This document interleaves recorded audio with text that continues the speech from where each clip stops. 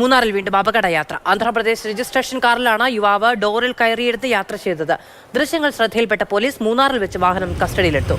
മൂന്നാർ മാട്ടുപ്പെട്ടി റോഡിലായിരുന്നു അപകടയാത്ര.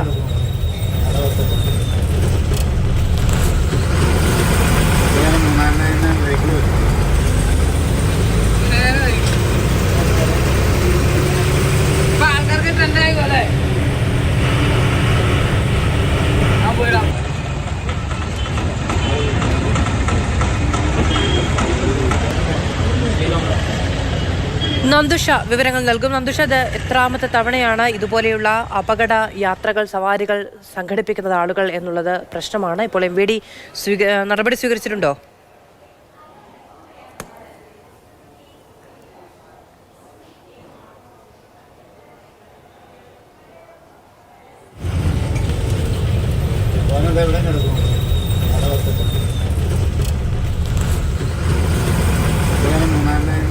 മൂന്നാർ മാട്ടുപ്പെട്ടി റോഡിലാണ് വാഹനത്തിന്റെ ഡോറിലിരുന്നു കൊണ്ട് യുവാവ് അപകട സവാരി നടത്തുന്നത്.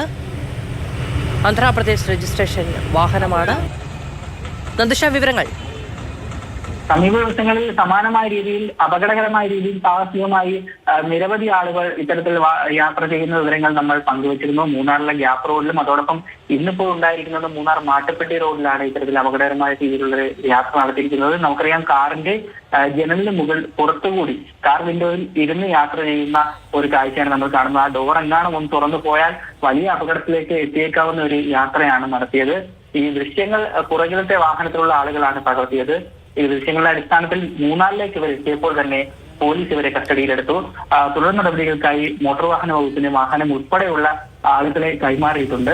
സമീപ ദിവസങ്ങളിലൊക്കെ തന്നെ ഗ്യാപ്പ് റോഡിലും അതുപോലെ മൂന്നാറിലേക്ക് എത്തുന്ന പ്രധാന പാതകളിലും ഒക്കെ തന്നെ അപകടകരമായ രീതിയിൽ ഡ്രൈവിംഗ് ഉണ്ടായിരുന്നു. മോട്ടോർ വാഹന വകുപ്പ് നടപടികൾ ശക്തമാക്കിയിട്ടുണ്ടെങ്കിൽ പോലും ഇത്തരം സാഹസിക യാത്രകൾ ആവർത്തിച്ചുകൊണ്ടിരിക്കുകയാണ്.